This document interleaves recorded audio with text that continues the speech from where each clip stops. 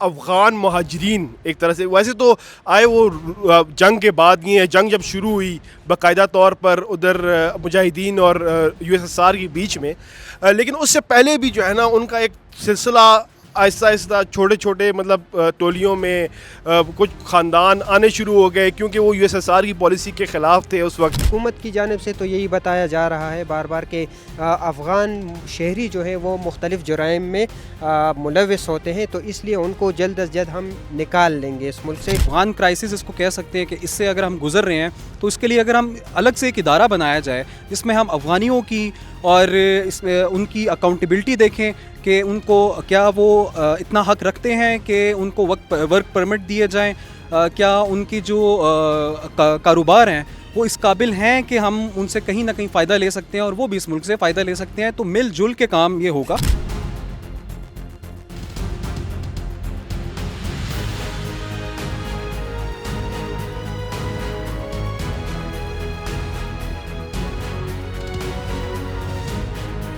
आज़ाद digital से मैं हूं आपके साथ ज़ाहिर महमूद। नाज़रीन, आजकल अफ़गान महाजरीन का जो मसला है वो बहुत ज़्यादा हाईलाइट हुआ जा रहा है। ये 31 जुलाई 2024 को इनको डेडलाइन दी गई थी कि वो पाकिस्तान को छोड़ें और अपने मुल्क में जाएं, क्योंकि उनके मुल्क में भी एक निज़ाम हुकूमत जो है वो तरतीब दिया जा चुका है। मगर फिर उनको 1 साल की रिलैक्सेशन दी गई। जब वो 1 साल की रिलैक्सेशन भी ख़त्म हो गई तो मज़ीद 2 माह उनको मोहलत दी गई कि आप अपने मामला ठीक कर लें। और अब जब क्रैकडाउन हुकूमत ने शुरू किया और अफ़गानियों को यहाँ से निकालना शुरू किया है, तो बहुत सारे ऐसे मसाइल सामने आना शुरू हो गए हैं कि जिन्हें देख कर आम शहरी जो हैं वो भी परेशान हैं। मिसाल के तौर पर बहुत सारी अफ़गानी लड़कियाँ जो हैं उनकी शादियाँ पख्तूनों के साथ या पाकिस्तानी शहरियों के साथ हो चुकी हैं, या बहुत सारे अफ़गानी जो लड़के हैं उनकी शादियां भी यहाँ पर मुख्तलिफ़ कबाइल में हो चुकी हैं और उनके बच्चे भी हैं। तो अदालतों ने इस हवाले से 6 माह का उनको टाइम दिया है कि आप इन 6 माह में अपने मामलात को सार्ट आउट करें, और जो अफ़गान लड़कियाँ यहाँ पर ब्याही हुई हैं उनको वापस अफ़गानिस्तान जाना होगा, और जो अफ़गान लड़के यहाँ पर ब्याहे हुए हैं वो यहाँ की ख़वातीन को छोड़कर वापस मुल्क में अपने जाएंगे। और इस तरह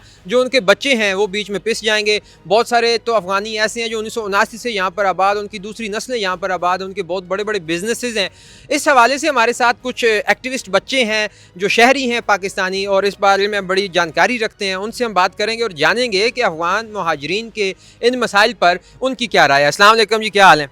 अल्हम्दुलिल्लाह, वालेकुम सलाम। क्या नाम है? मेरा नाम अहमद है। अहमद साहब, ये अफ़गान महाजरीन वाला जो मसला है, इस हवाले से आप भी देख रहे हैं कि बहुत सारे मसाइल सामने आ रहे हैं, हेडलाइंस में भी आ रहे हैं। क्या कहते हैं आप कि किस तरह इसको सॉर्ट आउट करना चाहिए?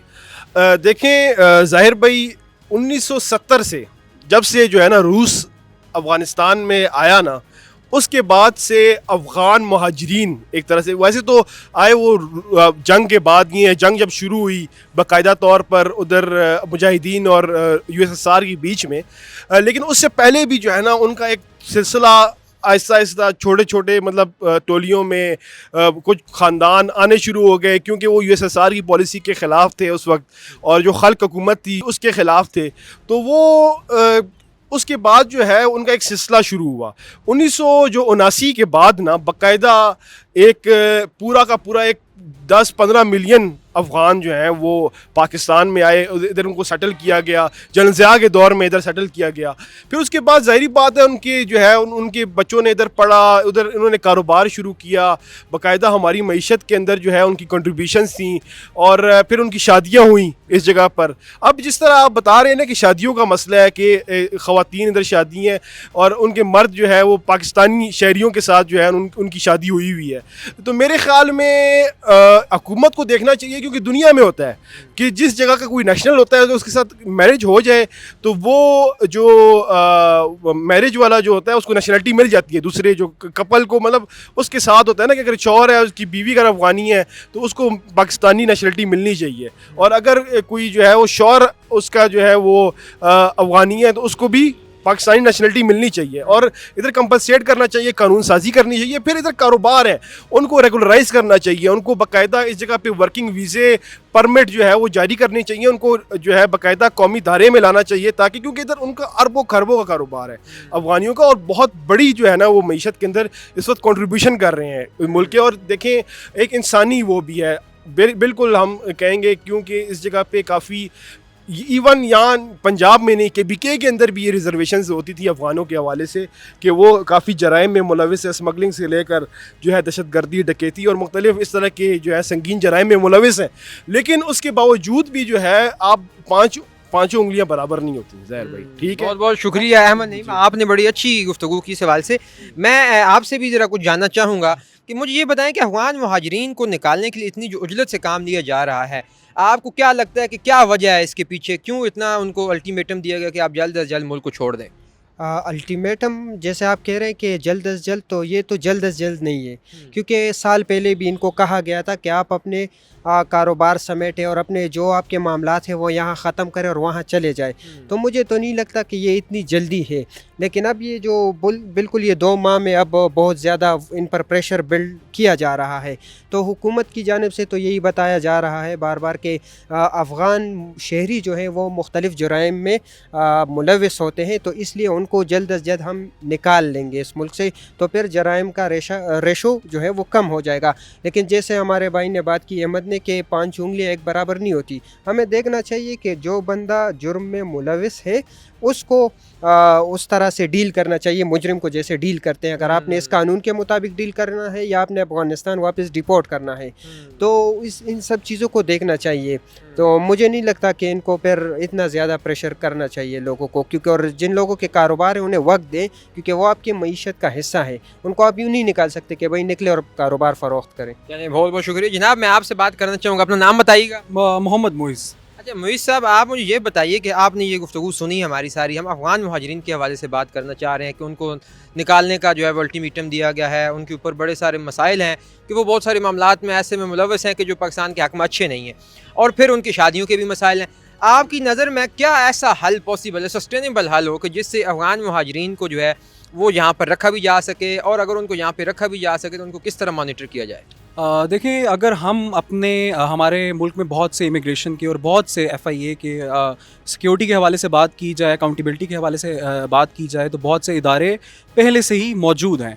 लेकिन अगर आज के दौर में हम अफ़गान क्राइसिस इसको कह सकते हैं कि इससे अगर हम गुज़र रहे हैं, तो इसके लिए अगर हम अलग से एक इदारा बनाया जाए जिसमें हम अफ़गानियों की और इसमें उनकी अकाउंटेबिलिटी देखें कि उनको क्या वो इतना हक़ रखते हैं कि उनको वर्क परमिट दिए जाएँ, क्या उनकी जो कारोबार हैं वो इस काबिल हैं कि हम उनसे कहीं ना कहीं फ़ायदा ले सकते हैं और वो भी इस मुल्क से फ़ायदा ले सकते हैं। तो मिलजुल के काम ये होगा, ठीक है। अगर हम ऐसे ही अदारे बनाएं, ऐसी रेगुलेटरी बनाएं ताकि इन लोगों के लिए भी मसले और परेशानियां हल हो सकें और हमारी स्टेट की भी मसले और परेशानियां हल हो सकें। मैं एक बात करना चाहूँगा कि कियानी साहब ने बात की कि एक इदारा, इस हवाले से एक इदारा भी है अफ़गान कमिश्नरेट जिसको कहते हैं, और उधर जो है वो अफ़गानों के मसाइल पर बात होती है और होता है, लेकिन वो आजकल करप्शन की अमाजगाह बन चुकी है।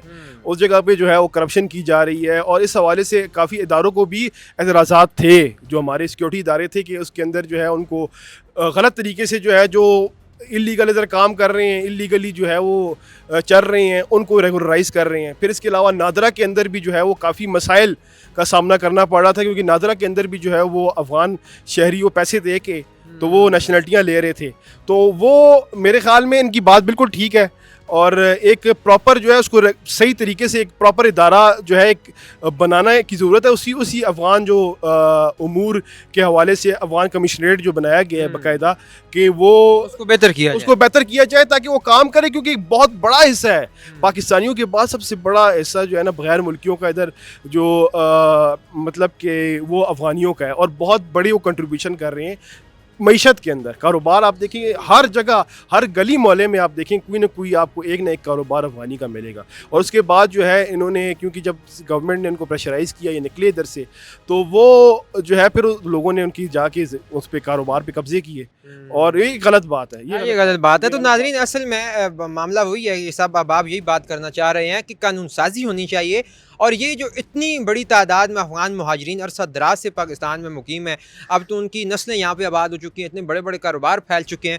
पूरी दुनिया में। जो लोग बड़े कारोबार करते हैं उनको जो है वो सहूलियात दी जाती हैं, और इनके लिए बाकायदा कानून साजी होनी चाहिए पार्लियामेंट में। और इनको ख़ास तौर पर ये जो शादियों के मसाइल हैं, इनको भी एक रेगुलेटेड अथॉरिटी के ज़रिए देखा जाना चाहिए, और इन मामलात को आराम सुकून से तय करना चाहिए। इतनी हुल्लड़बाजी में अगर ये मामलात होंगे तो ये दोनों के लिए जो है वो ख़राब हो सकते हैं। तो मुझे उम्मीद है कि आपको अफ़गान मुहाजिरीन के हवाले से हमारी हमारी जो आज की गुफ्तगू है उससे काफ़ी कुछ सीखने को मिला होगा। इसके साथ ही हमें दीजिए इजाज़त, देखते रहिए आज़ाद डिजिटल। खुदा हाफिज़।